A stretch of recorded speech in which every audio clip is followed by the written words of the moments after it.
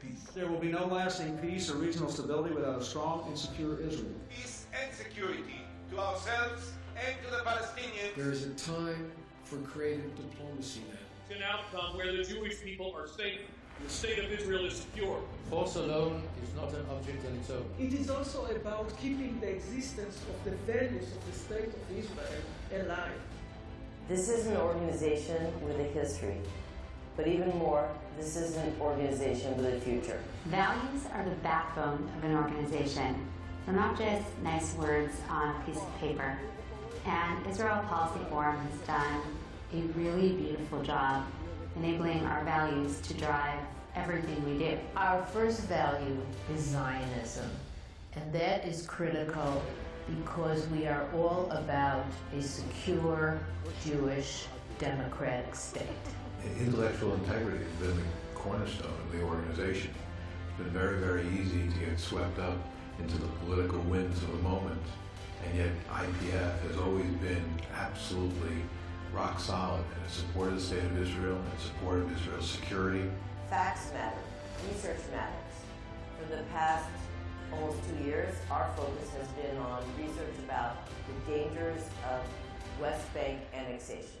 This is not simply a theoretical discussion. There are actual tangible costs, and we want to make sure that we do the research and we do our homework and people really understand what West Bank annexation will entail for Israel's future as a Jewish, democratic, and secure state. Partnership is a value that drives our work in the community to be a resource for an array of community leaders and organizations. I'm proud that Israel Policy Forum is working with so many organizations in the community across the denominational, political, and generational spectrum. A major aspect of my love for Israel Policy Forum has been its connection to the Commanders for Israel's Security. We think it's really important to be honest and forthright in everything we do and to make sure that people understand the challenges ahead. The value of perseverance is really about recognizing there are no quick fixes. We've got to be prepared for the challenges ahead, of which there will be many. And that's really what drives our work to invest in the next generation of leaders. At IPF Atid, we're seeing a cohort of young leaders who are indeed engaged on Israel and want to work for its betterment. I helped launch IPF Atid in Chicago in 2017, and the main reason was we need to shift the paradigm in the American Jewish community. We need to inject pragmatism and nuance into the conversation. We need to be talking about a Jewish and democratic Israel, secure for future generations, based on a viable two-state solution. That is the work of IPF Atid, that is the work of Israel Policy Forum.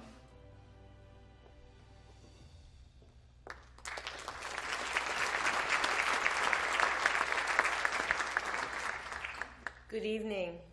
My name is Susie Gelman, and I'm truly honored to serve as the chair of Israel Policy Forum's remarkable board. Our board consists of an incredible group of passionate, thoughtful, committed, and insightful lay leaders, and it is my honor to work with all of them towards the goal of achieving peace between Israelis and Palestinians. I'd like to ask all of our board members to please stand and be recognized for your leadership.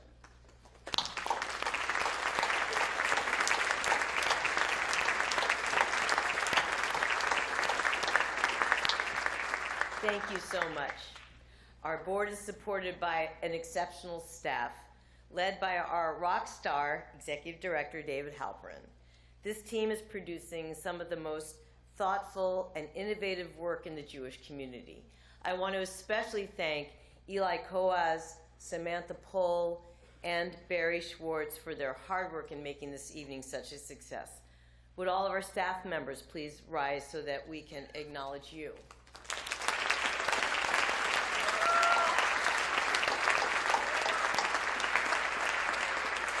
Thank you. Before we begin, we must acknowledge the reality that's taking place in Israel over the past 48 hours. An unrelenting barrage of rockets. I get red alert on my phone, and it's been going off nonstop for 2 days. Red alert, just so you know, is whenever there's a rocket attack in Israel, lets you know, and makes a sound. And it's just been nonstop, including even when I got off the train to come over here this evening. So our thoughts are with the people of Israel and also with the people of Gaza at this moment. We stand firmly in support of Israel's right to defend itself against terrorism. And we also stand firmly in support of the United States' commitment to Israel's security. And frankly, Gaza is a problem that needs to be solved, and the United States needs to take leadership in solving that issue.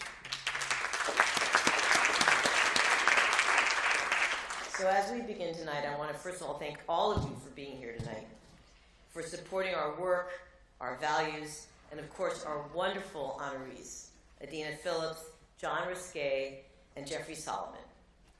In their professional and volunteer capacities, Adena, John, and Jeff have embodied the kind of leadership that is so greatly needed and serves as an inspiration to the rest of us. As so many in this room know, their deep commitment to the future of the State of Israel and to the future of the American Jewish community is nothing short of exemplary.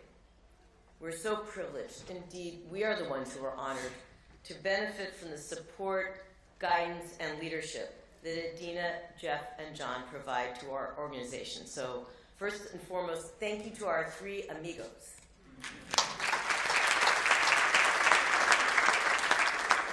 Driven by Israel Policy Forum's mission and values, our work and our impact are growing in Washington and in the Jewish community nationally. In Washington, our work is informed by the belief that a rational, reasonable, and responsible approach to policymaking is essential, one that is based on facts and that serves the national interests and values of both the United States and the State of Israel. We believe that a viable two-state solution that assures Israel's security must be defended, preserved, advanced, and ultimately achieved. And we believe that unilateral annexation of the West Bank, a dangerous idea that has been brought into the political mainstream, must be avoided at all costs. Notwithstanding current political realities, the United States must be a constructive mediator between Israelis and Palestinians, engaged in efforts that reduce tensions rather than inflame them. For our part, Israel Policy Forum is dedicated to maintaining our unwavering commitment to Israel's security and to its future as a Jewish and democratic state for generations to come.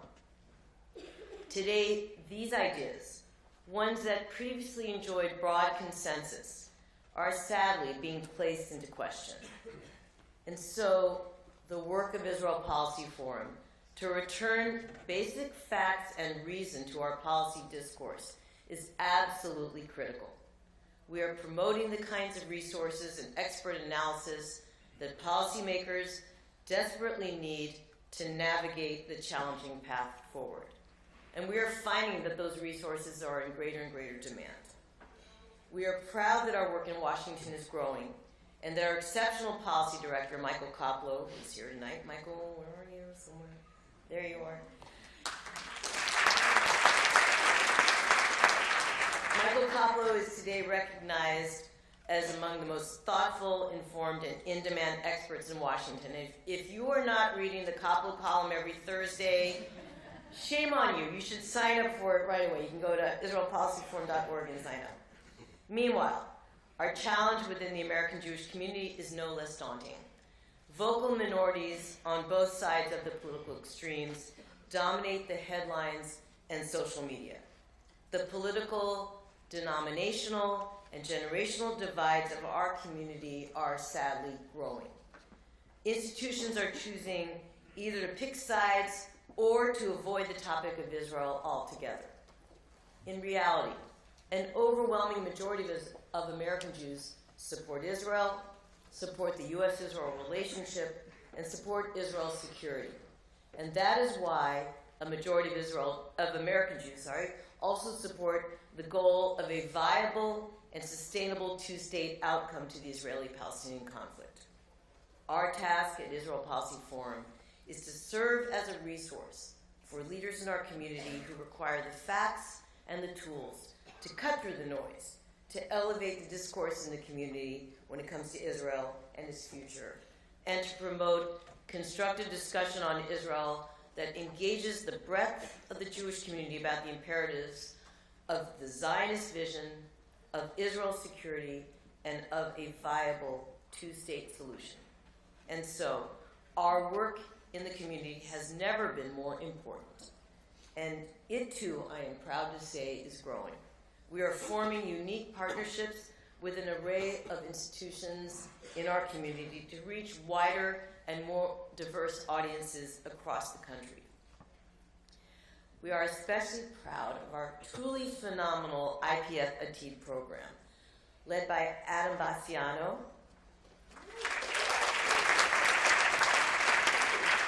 that is engaging the next generation of leaders in our community. I'd like to acknowledge the many of you here tonight, from the IPF Atid community, and I want to especially thank the members of this evening's IPF Atid host committee for your support. If you're here on behalf of IPF Atid, can you at least, well, stand up actually. I want you to stand up. Come on, please, stand up.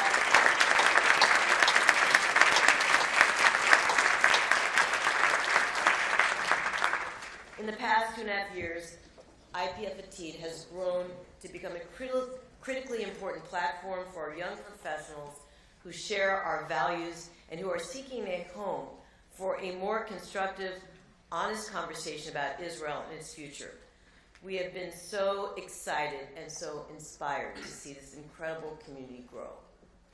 The IPF Atid community would not have been possible without the creativity and passion of our talented staff, and most certainly would not have come into existence without our visionary board member and our youngest board member, Adena, who is the first honoree we will recognize this evening. So I want to thank all of you once again for being with us tonight, and please direct your attention now to the following video, which tells the story of the impact that Adena and IPF Atid have made. Thank you.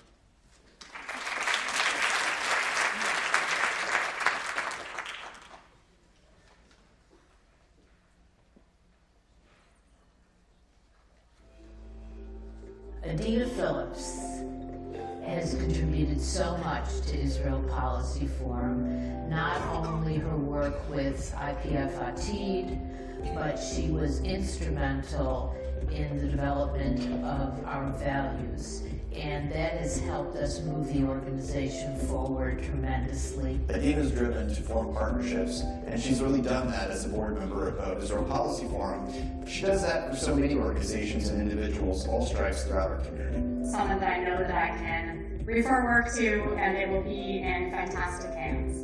Thank you for modeling what it means to work across difference and in service of Israel and a vital relationship between American Jewry and the Jewish state. Adena, on behalf of Access and all of us here at AJC, mazel tov on this tremendous honor. I now work for Adena because she is the chair of IPF Atid, and I'm on her committee. And I want you to know she is gangbusters. Adena represents Next Gen and more. A sense that this issue and the urgency of the issue is being embraced by larger and larger numbers of people, and I think you can see that in many, many different places. She's a marvel. She's going to get an honor at this event, but she's going to be honored many times by the Jewish people throughout her life. I realized early on that she was particularly attuned to bridging the generational divide between the Jewish leaders in New York City and also in Israel. And so in her leadership of IPF Atid, I think she's really gone above and beyond at creating conduits for those in our age range to work together with the leaders of the Jewish philanthropic space. Adena is a leader. I have seen firsthand how she can empower people to be confident and comfortable even when they're outside their comfort zone, and for them to lean into these tough conversations without needing to check any of their identities or perspectives at the door, which has helped to create an inclusive and intentional community for IPF Atid. You can't tell people they have to care about something and then define really narrow boundaries as to what that care looks like. At IPF Atid, we're seeing a generation of people who are bringing their own passions, their own ideas, and their own critical lenses to the conversation. And this is the way we're going to move the needle forward.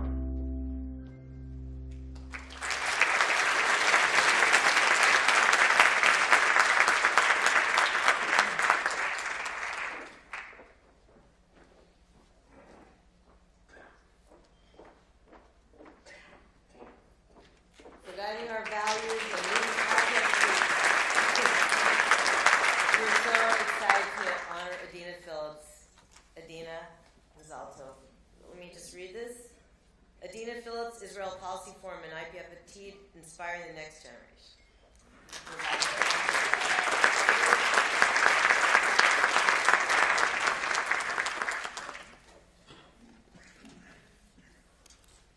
Thank you, everyone. I want to start by congratulating my fellow honorees. I'm in very good company tonight with two people who've been real role models for me, Jeff in the boardroom and John in the region where we spend time together in Israel and the West Bank.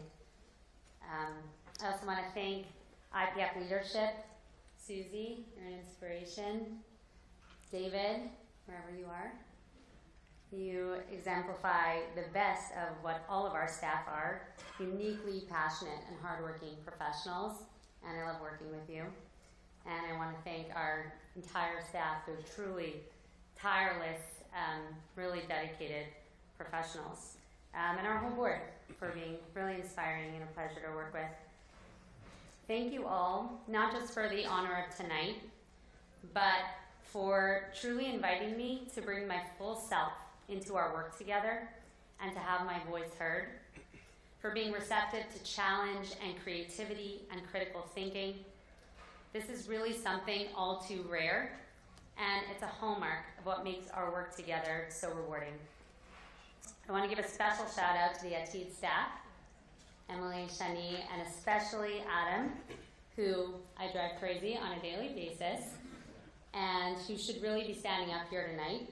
In some ways, this feels like a grown-up birthday party for us, and I hope that the 100-plus young professionals who are here tonight will stick around for the kids' party. So it's been a tough week in our favorite region. It's not an easy day to be at a cocktail party in Manhattan talking about the two-state solution, talking about solutions to the Israeli-Palestinian conflict. I want to acknowledge the moment that we're in. It's hard to have hope. The very real sense that the conditions for peace are so far beyond our reach drives so many to accept the status quo and to disengage from trying to make a difference. I know as the chair of our young leadership and one of the younger members of our board, and Susie will be happy to know I'm no longer the youngest member of our board, I'm moving up. I'm supposed to be the face of optimism, but in the spirit of our value of forthrightness, I want to say that even in times when we can't make a difference for the better, we can make a difference for the worse. There's no status quo in this conflict, and accepting the way things are because it feels like it's not in our control to improve them doesn't mean that things stay the same. It enables a downward spiral and a narrowing of the window of opportunity.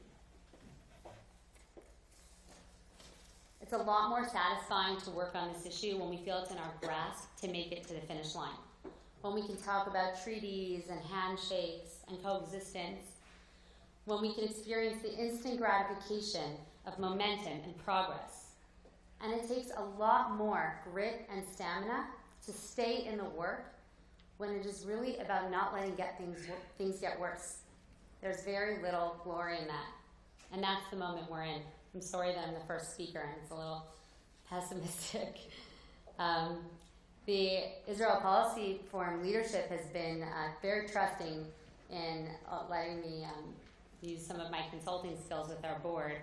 And I often think it's a good thing they haven't put me in charge of branding, because if they did, I might change our tagline for a secure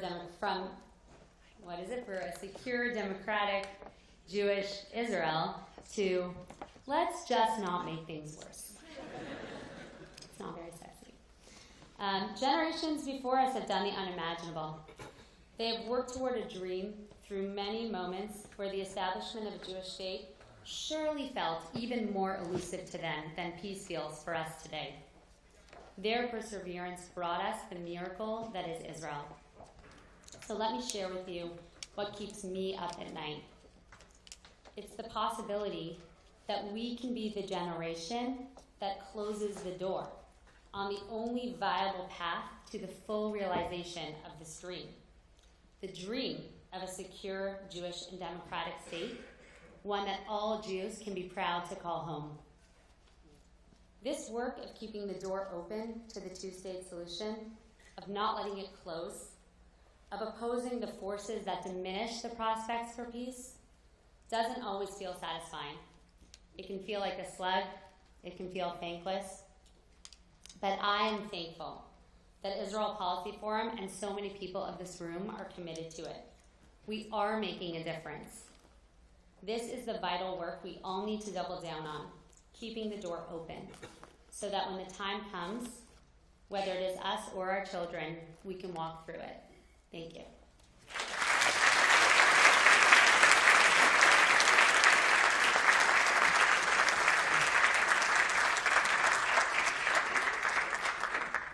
Thank you, Adena. Now, please direct your attention to our next video introducing our next honoree, John Ruksay, a pioneer in advancing the two-state solution, an early pioneer, I would like to add. Please.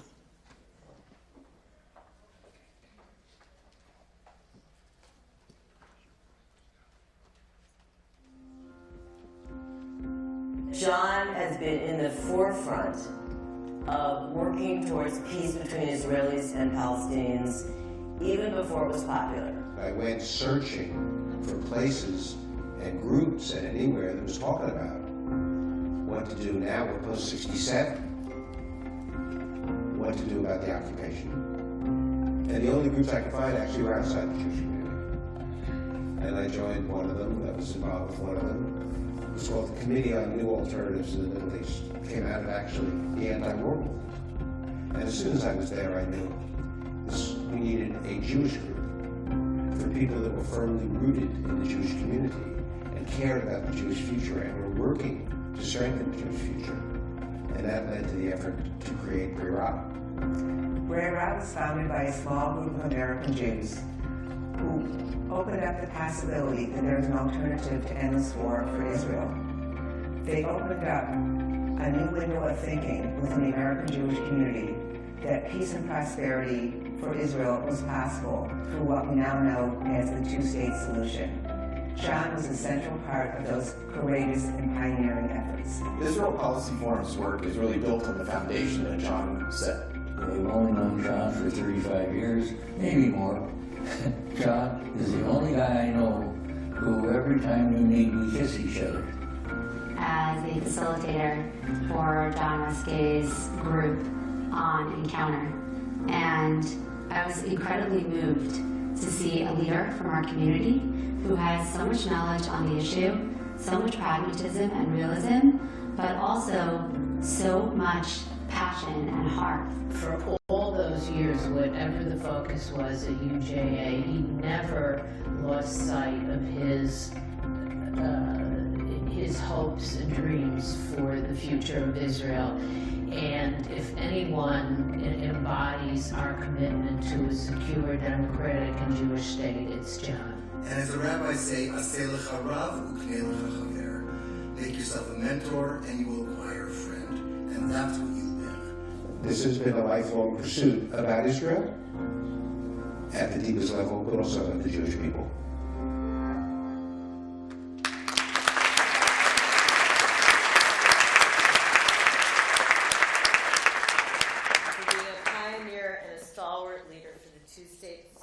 Long before it was accepted and popular, John. You truly were a pioneer. So delighted to honor you tonight. And we're especially honored that you've agreed to serve as an honorary senior advisor to Israel Policy Forum moving forward.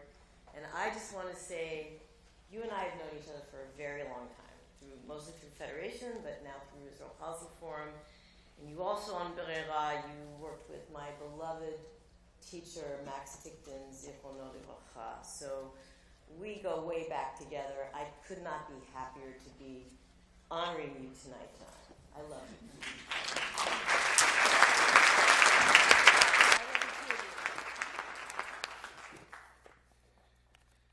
Well, I haven't changed at all from those pictures, have I? I think Perez aged better than I did. It's true. First of all, I want to thank Susie. We go back a long way on these issues and others. David, he's a rock star professionally. Charles, who provides such incredible leadership, the board and the staff. While I have been honored a few times, and I thank my kids and all my kids for showing up again, this one has special meaning because of my commitment and involvement in these issues for now over 50 years. I'm delighted to share this evening with Adena Phillips, who provides such hope in terms of the future, and Jeff Solomon, whose partnership with Charles and his own wisdom has so enriched all of Jewish life, and who took the risk to hire me at UJA Federation in 1992, 4 jobs back. It's great to share this with you tonight. Some of you may have heard of Brera for the first time tonight. So I just want to share with you, Brera, qu'est-ce que c'est? What was this? It was a response because when Prime Minister Golda Meir was there, and if one would raise questions about the occupation or Palestinians, she would say, Ein Brera. There was no alternative. So we created Brera as an effort. The first effort, this was 1973, right after the 73 war, but we began the planning before, to open the community, to provide the opportunity for the community to discuss these issues, to pursue issues both about the occupation, diaspora-Israel relations, the very nature of issues in Israel about religious diversity, and others. During our first years, many of the rabbinic heavyweights joined us. Rabbis Robert Gordis, Joachim Prinz, Jacob Neusner, and many others. And the New York Times provided us with editorial endorsement, which led to all sorts of issues. So we were moving. Brera was also introduced North American Jewry to an amazing group of Israelis who were courageously speaking out about the occupation. Meir Pa'il, Shulam Taloni, and the incomparable Lova Eliav, who had served as the General Secretary of Israel's Labor Party. And I do want to acknowledge that there are 3 members from the mid-1970s of Brera's Executive Committee with us tonight, Mimi Halperin, Peter Geffen, and Ambassador Rabbi David Saperstein. And I'm so glad you're here.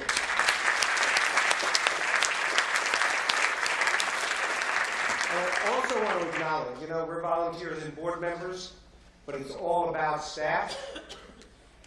And Brera was led by an amazing executive director who was smart, who was sage, who navigated really rough water. And his name is Bob Loeb. And I'd love you to stand for a minute so people can at least see who you are. Bob?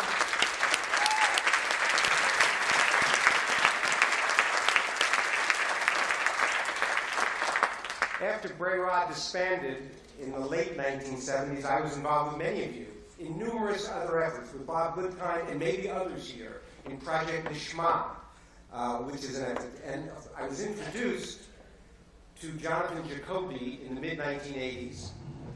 As you heard, we became dear friends and colleagues.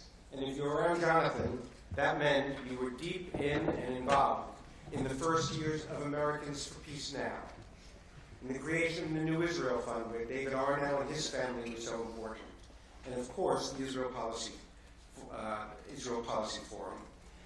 Jonathan has and continues to have a huge role, and I want to acknowledge just one other person. I'm up here because for whatever reasons, but so many, it takes a village. And I want to mention another dear friend who we've lost actually, Stephen P. Cohn, who was such a source of wisdom for decades on this issue. And finally, I want to acknowledge Stephen Cohn. And I have had the amazing privilege to work with 2 senior statesmen of world Jewry. Danny Abraham, who now in his mid-90s remains a vigilant warrior for 2 states, for 2 people, and of course Charles Rothman, who I met in 1985. We were working on Israel trips, engaging American Jewry, strengthening relations among and between the Jewish people, whose abiding love for the state of Israel, the Jewish people, and his commitment to peace in the Middle East, he has always kept forefront, and it's been a privilege to work with you, Charles, and it remains that. I just want to say, a number of people asked me, how did I get engaged in this? My first trip to Israel was in 1963 on the U.S.-wide pilgrimage. I returned in 1965 as staff on the U.S.-wide pilgrimage. I fell in love when I saw land. Everything looked gorgeous. I look back and these rocks weren't so gorgeous. It was gorgeous. And the people, and kibbutz scene, and it looked like the most progressive place. I was in college from 1964 to 68. Great time to be in college. Deeply involved in the civil rights movement, had the privilege to work with Dr. King in Alabama, anti-Vietnam War, and therefore many of us studied African politics, Latin American politics, Southeast Asian politics, and then I took a course in 1967, spring, in the Middle East. I was fascinated by the Arab world. It initiated a whole journey to study the Arab world, Islam, the Arab-Israel dispute. I, a decade later, earned a PhD at Columbia in Middle East politics. My master's thesis, by the way, which I stumbled across, was on binationalism in the Yishuv. I'm still trying to sell the movie rights. Anyway, but in taking that course, not only did I learn about Islam in the Arab world, the last 3 weeks were a simulation of an Arab-Israel peace conference. And my mind was blown, because I didn't know that it was gray. I didn't know there were different narratives on the creation of the refugees, on the creation of the state itself. And as one who had been in the heartland of Jewish education, Jewish summer camps, Israel trips, Hebrew schools, I was angry. I was, how come they didn't put it on the table? Didn't they have faith that we could work through those issues? And I will simply say, and this is not a time for policy talk, the issue of having serious Israel education remains in our community. We ask everybody to cheer, and there's so much to cheer about. It is an amazing country. But Israel education helps young and old develop their own views, conflicting views about what Israel can and should be, and examines the gray issue. And we have avoided this like a plague, and you're seeing it throughout North America. Unless we get on this, we should keep having Israel trips. We should keep having exchanges, but unless we provide opportunities in the community to explore these issues and believe the conflicting views, whatever they are, strengthen engagement, I fear that the current trends will continue. Subject for another night.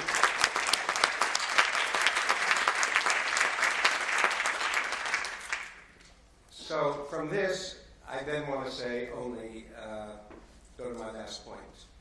All of these efforts, Relive, Project Nishma, the New Israel Fund, Americans for Peace Now, IPF, we're working to enable Israel to realize the words we sing in the Hatikva, Liyotam Chofshi Ba'artzei, to be a free people in our land, and to realize the vision embedded in Israel's Declaration of Independence to be based, quote, to be based on the precepts of liberty, justice, and peace for all. Said differently, the vision of a Jewish democratic state. While achieving peace has taken far longer than any of us might have imagined, I actually am cautiously optimistic, or hopeful, or prayerful, that larger and larger segments of the American Jewish community and in Israel and beyond recognize that ultimately Israelis and Palestinians have to live next to each other, side by side, and they can only do that with two states living in peace and security. The Israel Policy Forum, stronger than it has ever been, is one of the organizations that keeps alive the vision of two states for two people and educates policymakers about its imperative. I salute everyone involved in this sacred work. So in that spirit, I close with the words of one of the great, if deeply flawed senators from the state of Massachusetts. The work goes on, the cause endures, the hope still lives, the dream shall never die. The dream of a Jewish democratic state, Jews and Palestinians living side by side, endures and shall never die. May it be. Thank you for this honor.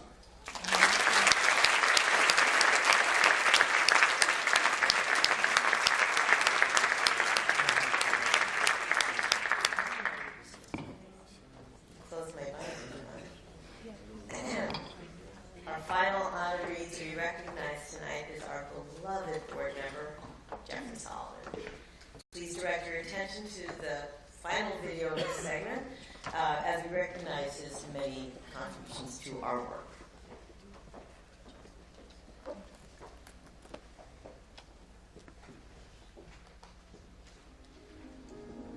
I don't know of an organization that does better with the interests of my country that I love and the interests of my homeland that I love. And that's the special, unique place that IPF plays in our world. And for those of you who have been on the margins, get involved.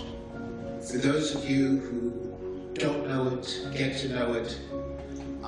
It's an incredibly important organization. Jeff Solomon has been instrumental in really guiding the revitalization of Israel Policy Forum's work in recent years. It's been great to be a participant and a witness to the second life of the Israel Policy Forum. Jeff and I finish each other's sentences.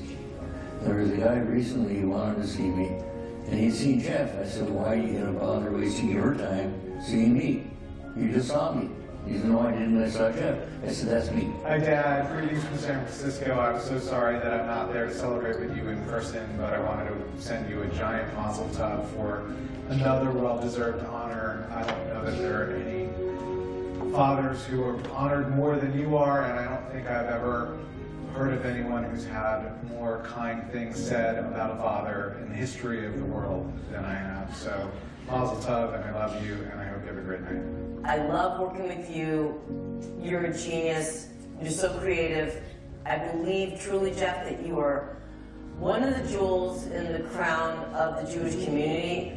Jeff Solomon and I have been working together now for almost 30 years. He hired me at UJ Federation, and we worked together in many different settings. And he's been a mentor to many, both philanthropists, foundations, and professional colleagues. When I was approached to join Israel Policy Forum, at that point I didn't know that much about the organization, and as I was learning about it, the clincher for me was that Jeff Solomon was an ardent supporter, and if Jeff is in favor of it, I knew that I could be comfortable there too. The combination of the board, the staff, the leadership, the ability to produce resources is just making a difference. And in the dual mission of impacting policy and impacting the Jewish community, the Israel Policy Forum is golden.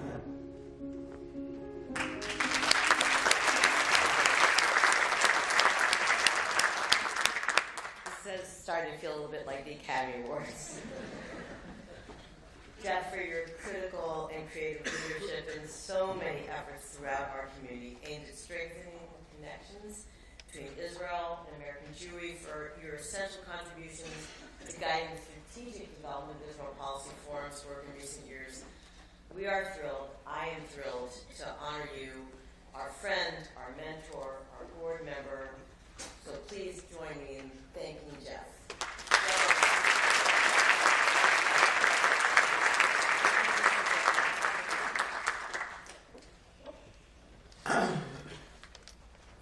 This is the moment in the program where I get to feel a little bit like Zsa Zsa Gabor's seventh husband. I know what I'm supposed to do. I'm not sure I know how to make it interesting.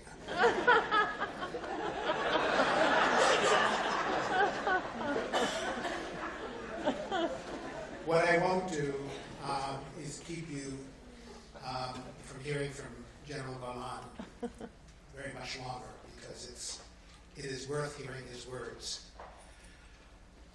I just want to say a few thank yous. As most of you know, as many of you know, this is the second time around for the Israel Policy Forum. And this organization and the progress it makes is so very important. And there were 4 people who just deserve to be recognized. First, Peter Joseph.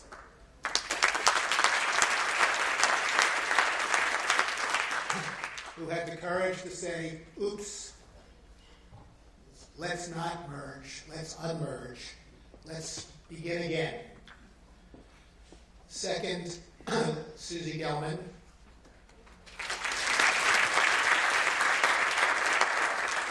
who came at a moment in time when the budget was 1/3 of what it is today. It was only a couple of years ago, and said, we can do this, and has brilliantly led the board and the staff through a remarkable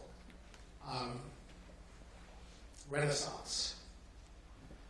Third, my partner in crime, Charles Bronfman,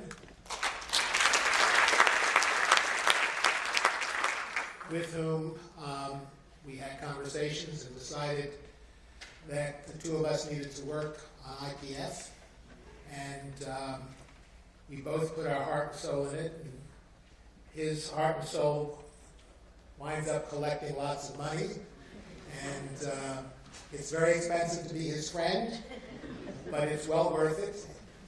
It enriches your life. And then finally, David Halperin and his staff.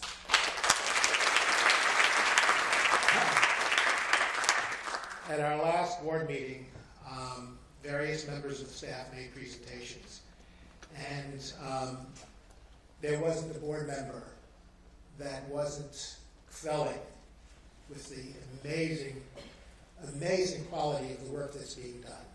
And you've heard some of it tonight, but you cannot begin to imagine at a moment in time when the challenges of the real world would put this organization 6 feet under. This organization is growing and is working in ways that it never has before, and it speaks well for our future.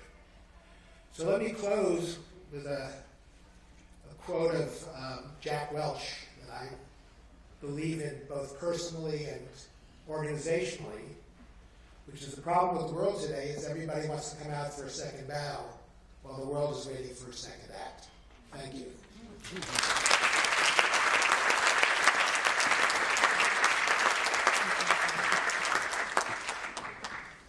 Good evening. My name is Bob Goodkind. I'm presently the Vice Chair of the Israel Policy Forum. Last year, I was the honoree. I can't believe I was the honoree, so much less deserving than the 3 honorees we have tonight. And I thank Adena, Jeff, and John for agreeing to go through the tumult that's involved in being such an honoree. But you're all great, and you enhance the IPF by agreeing to accept the honors that you've received. I have the privilege now of introducing our keynote speaker, member of the Knesset, Major General Yair Golan. Yair served as Deputy Chief of Staff of the Israel Defense Forces from 2014 to 2017. Before that, he was head of the Northern Command from 2011 to 2013, which coincided with the onset of the Syrian civil war. Previously, he commanded the Galilee and Judea and Samaria divisions, as well as the Nahal Infantry and Eastern Brigades. In 2019, Yair was elected to the Knesset after he joined forces with former Prime Minister Ehud Barak to establish the center-left Israel Democratic Party, which ran as part of the Democratic Union. Over the past 24 hours, I've had the privilege of spending some time with General Golan. I am deeply impressed by his passion for the cause of peace with the Palestinians, for separation between Israelis and Palestinians, for generally the mission of the Israel Policy Forum. He's a deeply intelligent, wise, pragmatic man, and I, for one, hope that he has great success as a politician, as he had great success as the second in command of the IPF. Without further ado, Major General Yair Golan.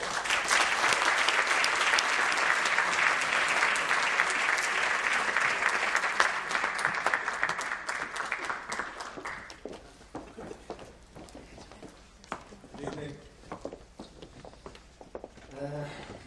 I prepared a speech, but after hearing all the fantastic people that spoke before me, let me put the paper aside and say a few words straight from my heart about what I saw and what I hear this day and the day before.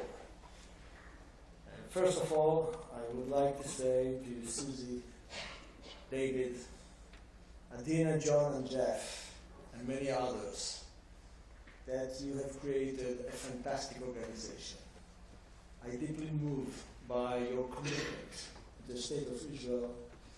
I deeply moved by your involvement in Israeli issues. It's so impressive.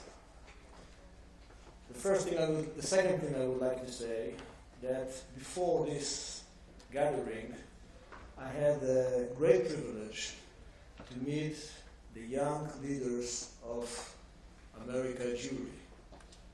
It's fantastic.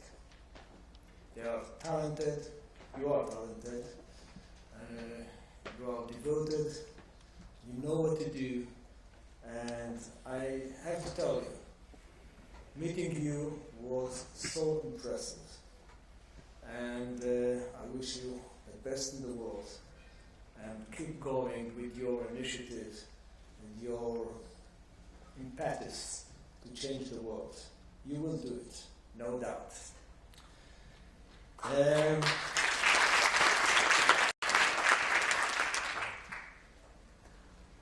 But, you know, with all these encouraging words, I would like to say that we are in a deep, deep, deep problem. We are right, we are so right. We know how to solve the problems of our region. We know how to put Israel on the right path. But in a very peculiar way, it doesn't work. And we need to admit it. It doesn't work. So, what I have learned in the military, when something is failed, you need to conduct some sort of investigation. And you need to learn your lessons. You need to come up with some conclusions. Otherwise, you won't change your course, and you are going to fail over and over and over again. Well, I think that in order to encourage this process of learning, we need to acknowledge that the two-state solution is not just behind the corner. There is a long way ahead, because we have tried, and we have tried hard to reach this solution. I think that Prime Minister Rabin tried hard to reach this point. I think that Prime Minister Barak tried hard. Surprisingly, Prime Minister Sharon tried hard and in fact took the initiative with unilateral approach and did a lot, maybe more than anyone else, to disengage from the Palestinians. We need to acknowledge that. We need to acknowledge that up to now, although Prime Minister Olmert gave the Palestinians a very generous proposal, he didn't get an answer up to now.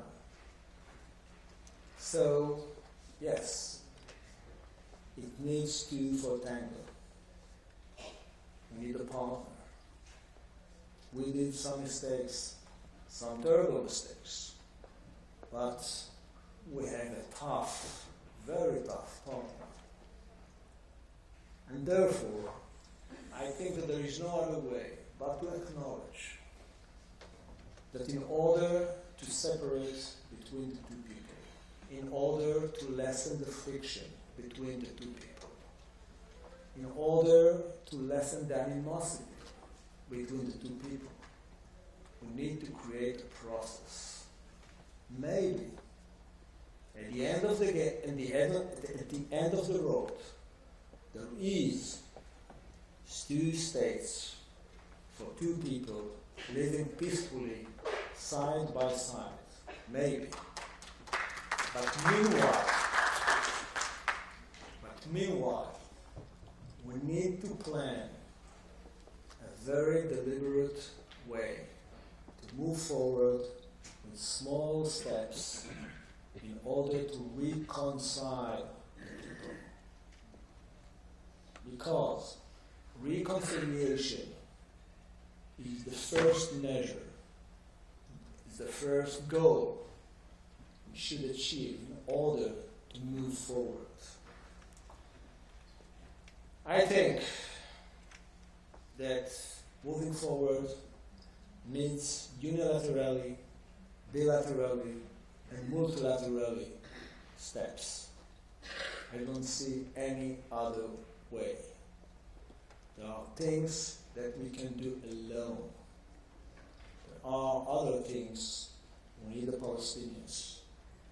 There are other group of things which needs some help from the international and the regional community. It could be achieved. There are some opportunities out there. Our relationship with the Arab world today is completely different comparing to anything we saw before the Arab Spring in 2010, 2011. So yes, we need to explore the international arena as well as exploring what could be done, what could not be done with the Palestinians. We need to acknowledge that when this organization was established, things were much simpler. One leader, one people, a kind of unity between the Gaza Strip and Judea and Samaria. This is not the situation today. How can we move forward while you talk with one group of Palestinians and it makes no impact on the other group of Palestinians? What to do with it? If we talk about agreements, you need some sort of unity among the Palestinians. It is not behind the corner, I can assure you that. The role of America. Well, I'm not so sure that the role of America is prominent in this process. I have no doubt that America can contribute a lot to move forward with the process. But I have to acknowledge that first and foremost, it's a matter of the two people and the goodwill from both sides.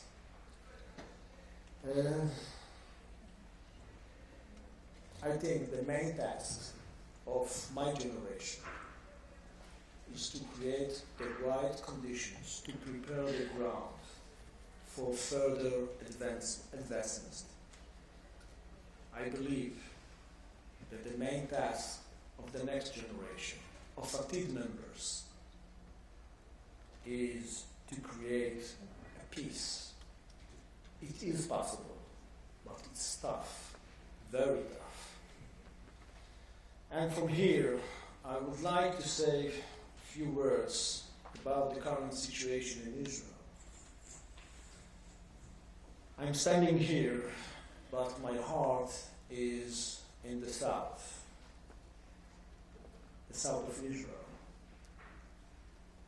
with the people who live just so close to the Gaza Strip, with the people who suffer from Palestinian terror since 2001, conducted by Qassam rockets and Grad rockets and Katyusha rockets over and over and over again. It's amazing. these people in Sderot, in the kibbutzim, in the moshavim, managed to create flourishing communities full of babies, full of great social initiatives, while living under constant threat. It's abnormal. It's a kind of a miracle. We should thank them in this very moment, because over and over again, and they remain there, and they live there, and they are the true Zionists of our generation. Thank you for that.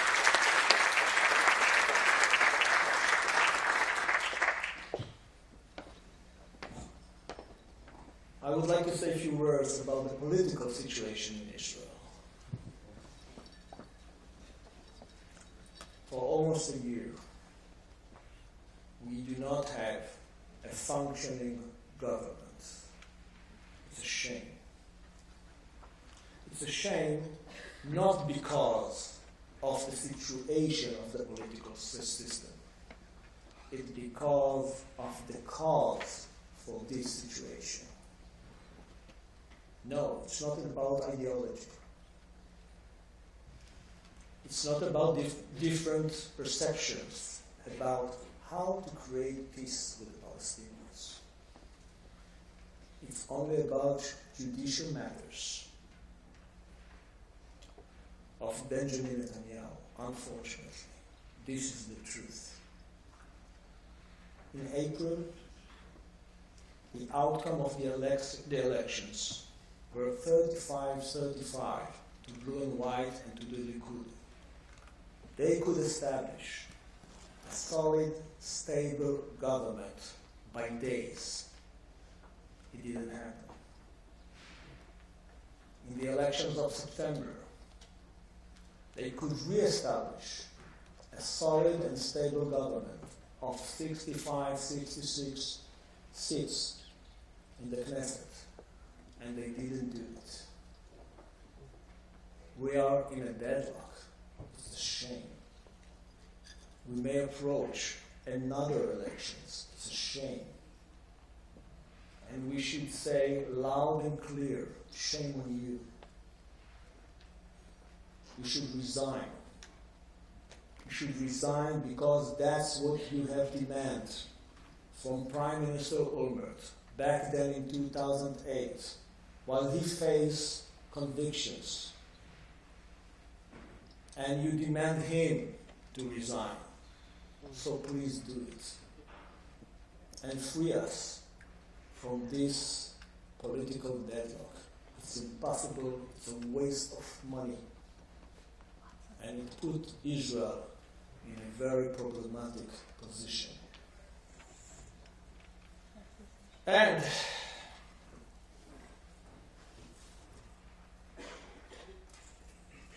from here, I would like to say a few words which take us, to a much higher angle. You see the whole spectrum of Israeli security policy. When I finished my assignment as the Deputy Chief of Staff in May 2017, I was asked by then Minister of Defense Yair Golan to write a paper about Israel's security policy. I wrote 3 different drafts. The last one, I think very good one, supposed to be confirmed the day after Avigdor Lieberman resigned.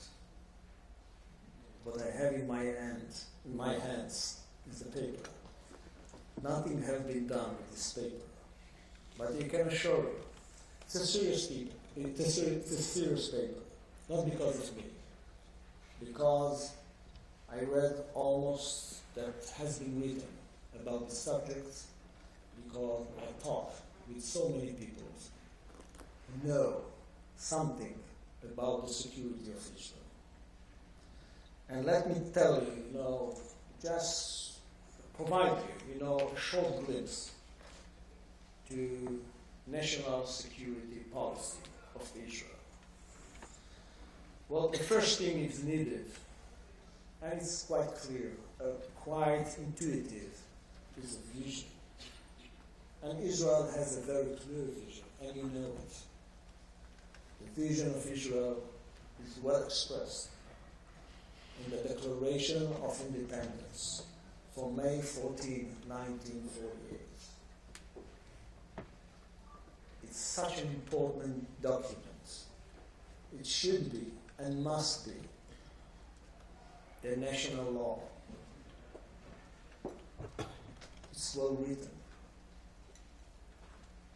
It was written more than 71 years ago, but it's a fresh paper. We can breathe through this paper and shape our national destiny by this paper, just like that. So we have a vision, and this vision is about Jewish and democratic state based upon freedom, justice, and equality in light of the Prophet's vision. This is the destiny, the true destiny of Israel. And I came to the conclusion that we should base our national security policy upon 6 imperatives, 6 principles. The first one is cohesiveness. Nothing is more important than national cohesiveness.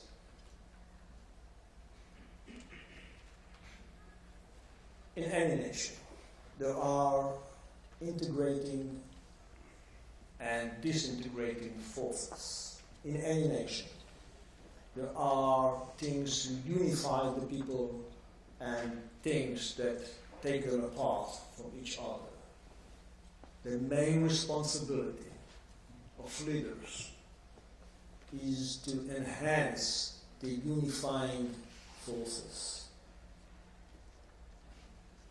The problem today we have in Israel is not all leaders do understand this principle, this commitment. I do understand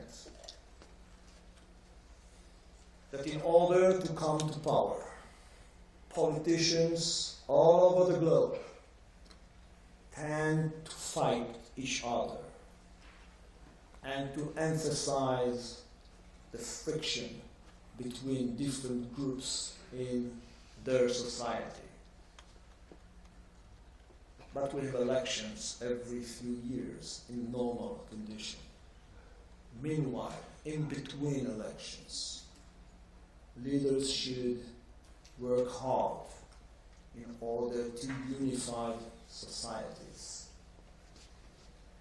Unfortunately, this is not the situation today in Israel. I believe it's a shame. The second imperative is about governance. We measure governance by the ability of the government to implement its decision and by the respect citizens feel for their government.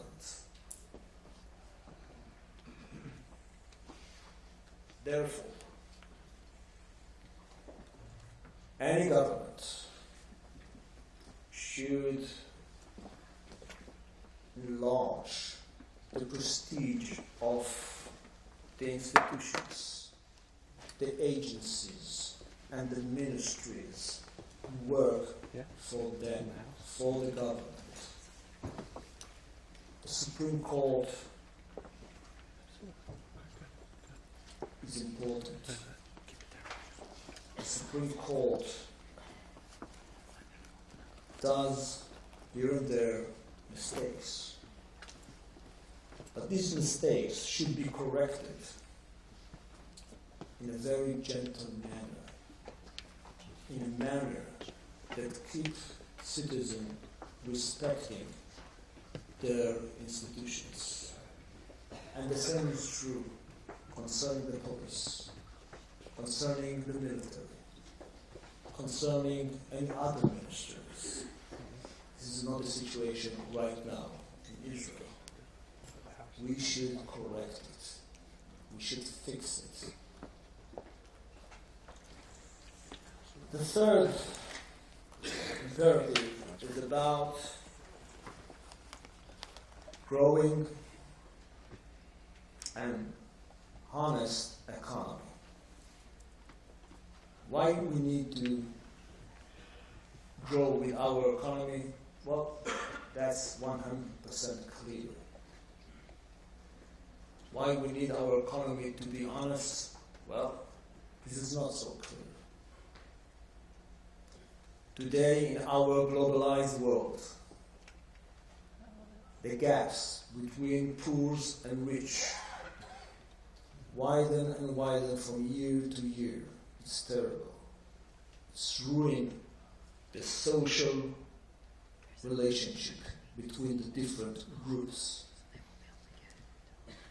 Therefore, we should strengthen the middle class, because any democracy will rely on a strong middle class. And yes, we took the ideology of Milton Friedman to the extreme. Now is the time to be involved in a gentle, wise, clever way in our economy in order to make it more just, more suitable for strong middle class. It's true in Israel. I believe the same is true here. I don't know how to do it, but I know we have the answer. We know how to do it if we will be able to explore it. In 2008, there was a worldwide economical crisis. Israel was wise enough to avoid this crisis. Now we experience another crisis. We should be strong enough, wise enough to overcome this crisis and create the right society. And the right society is a society that enjoys the wealth of the people. The money we create, the money we produce should serve everyone in order to enlarge the people who enjoy a flourishing society, a flourishing economy. The fourth imperative, I call it building the people and building the country. We need to invest first and foremost in our young people. Our education system is a bit primitive. We learn the same way people learned 200 years ago. We should change it. We should adopt it. We should make it first in the world in order to support our talented young people and make them the best citizens we can imagine.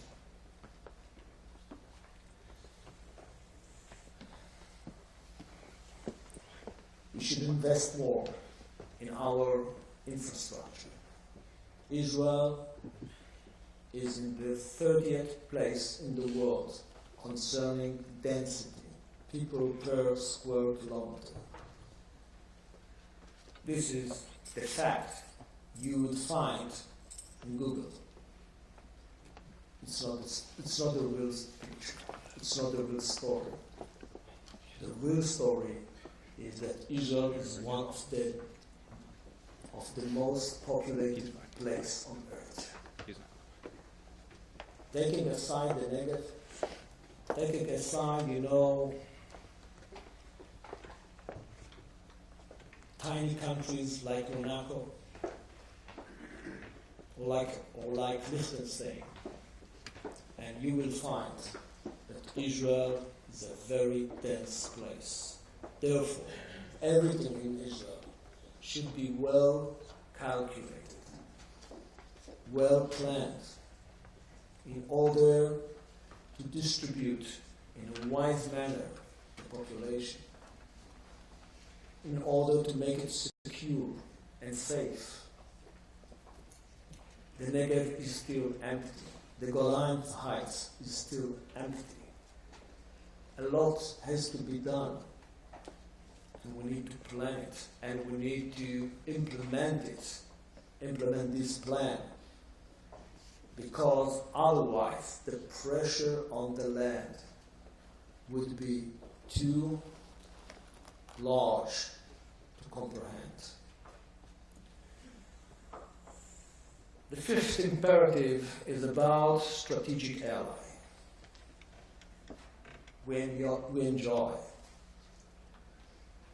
an incompatible relationship with the United States of America, and we're truly thankful and full of gratitude for this ongoing support.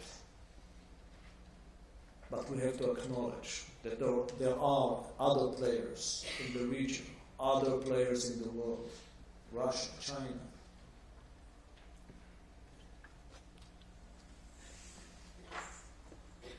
Regional powers evolve. How to cope with Iran. We cannot cope with Iran alone. We must have alliances. It's important more than ever before. And we should invest in these alliances. And we should understand that for alliances there is a price. But statesmen in Israel should understand it and should cope with this challenge wisely. And the sixth and the last imperative is about defensive capabilities. I would like to remind all of us that even now, Israel is the most threatened country in the world. We cannot cope with this threat without having very strong deterring capabilities. So in order to be strong in your defense, you need to be very strong in your offense. Therefore, we should keep our investments in our young people, convincing them to serve. Therefore, there is no other option but to invest a lot of money in our defense. The numbers are not so high, but still Israel invests every year 4.8% of its GDP in defense, one of the highest percentage in the world. I believe it will remain like this for at least the next decade. And we need to acknowledge that, and we need to prepare for it. We need to be very cautious concerning the utility of force. It's so costly in blood and in money. And one of the first demands from every Israeli government is wisely uses of power. And therefore, being a leader in Israel is a very cautious, very dangerous, and very unfavorable task. And we have to acknowledge it's a task with a lot of risks. We need people who are ready to take these risks, people with strong nerves and strong character in order to lead Israel through its many challenges in the most brilliant, courageous way. I would like to end by saying again that meeting you this evening and the day before is so impressive, so encouraging. I would like to thank you for having me here. And I would like to thank you for your ongoing support, active support of Israel. God bless you. Thank you very much.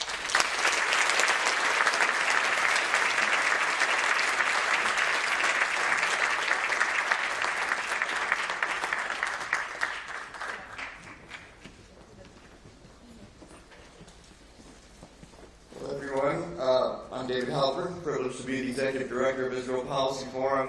I want to thank you, Yair Golan, for sharing your views with us tonight, for your commitment, for your candor. And I especially want to thank you for being here during this very difficult period, both in the unfolding security situation as well as this uncertain political moment. I know it was not easy to be here, and I appreciate very much. I know we're all grateful for your having joined us tonight. I want to also add my thanks to our honorees tonight, Adena, John, and Jeff. And I'll also add my thanks to our remarkable, talented staff who not only did a wonderful job tonight, but bring a special passion and commitment to their work every day, all year long. And lastly, to thank our board, led by our fearless leader, Susie Gelman. It really is a special treat to work with Susie, to work with this remarkable staff, and to be supported so strongly, and to be supported and have the guidance of such a remarkable set of lay leaders. Thank you all. And lastly, I want to thank you all tonight. This is incredibly important work. It's incredibly difficult work, and the road ahead, as we've heard tonight, is incredibly challenging. And we are eternally grateful for your being with us in the difficult work that lies ahead. But I must say, what lies ahead now is a dessert reception and an after party. So I want to thank you all for coming one last time. Welcome you to enjoy dessert, and all of the IPF achievements who are here tonight. The after party begins downstairs, so now is when the fun begins. Thank you all for being here. Please have a wonderful evening. Get home safe, and thank you again.